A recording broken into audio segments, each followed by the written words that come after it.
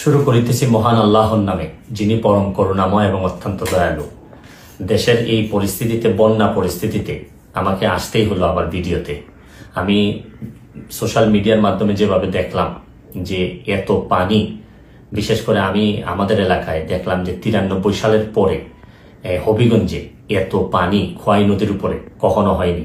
কারণ একটা ভারত থেকে একটা ড্যাম এটা ছেড়ে দেওয়ার কারণে পানি আর কোনোভাবে কুলায় উঠতে পারতেছে না আমাদের নদী। এইদিকে আবার আমাদের দেখলাম যে ফেনীতে তো মানে শুধু বাড়ির ভিতরে ঢুকছে তা না, বাড়ির চালের উপর দিয়ে পানি যাচ্ছে। এরকম কুমিল্লা, বিভিন্ন দেশের বিভিন্ন জায়গায় যেভাবে বন্যায় আক্রমণ করছে। আমি যেহেতু বন্যা নিয়ে কাজ করছি, আমার কাছে মনে হয়েছে যে এই বন্যার সময় আমার একটা অধিকার আছে যে আপনাদের সবাইকে একটা আহ্বান করার, যে যে যে এলাকায় কৃতি সন্তান আছেন তারা নিজেরা একটু ঝাঁপিয়ে পড়েন মানুষের।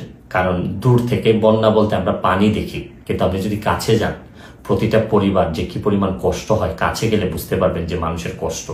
আমরা তো এমনি শুধু থই পানি দেখি, কিন্তু ভিতরে গেলে বোঝা যায় মানুষের খাবারের অভাব হয়, মানুষের পয় নিষ্কাশন ব্যবস্থার অভাব হয়, মানুষের স্যালাইন লাগে। সামান্য একটা স্যালাইন নিয়ে যেতে পারলেও অনেক বড় উপকার হয়।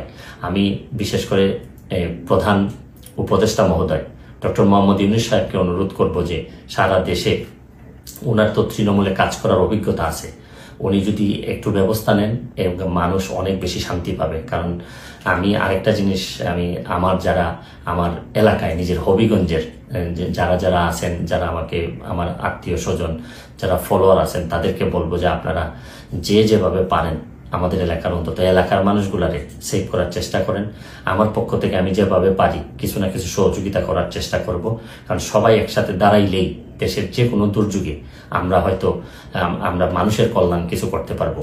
আমরা বহু মানুষ আছি, হয়তো মানুষ একটু বিপদে পড়লেই কাজে আসতে পারি, হয়তো আমরা চেয়ে ঘুরে বেড়া না, আমরা হয়তো অনেক বেশি প্রতিবাদকারী না, বা সব জায়গায় দাঁড়ায় যেতে পারি না, অনেক লিমিটেশন নিয়েই মানুষ হিসাবে বেঁচে থাকি। তারপর চেষ্টা করেন যে সবাই মিলে অন্তত বন্যা দুর্গতরে সবকিছুর ঊর্ধ্বে উঠে বন্যা যারা দুর্গত তাদের পাশে দাঁড়াবেন, এইটুকু আমার আপনাদের কাছে আহ্বান, আপনাদের কাছে চাওয়া। তারপর আমি একটা জিনিস বলি যে খুব খারাপ, এখনো আমাদের এলাকায় নদী ভাঙ্গন দেখা দেয়নি, নদীর চারদিকে পানি পড়তেছে। যদি ভাঙ্গন দেখা দেয়, খুবই খারাপ অবস্থা হয়, তাহলে আমার আপনারা নিশ্চিত থাকতে পারেন আমি যেভাবেই হোক সশরীরে আপনাদের মাঝে হাজির হব। আমি চেষ্টা করবো আমার সর্বস্ব দিয়ে যাদের জন্য আমি শপথ নিয়েছিলাম তাদের পাশে দাঁড়ানোর। ভালো থাকবেন, সুস্থ থাকবেন।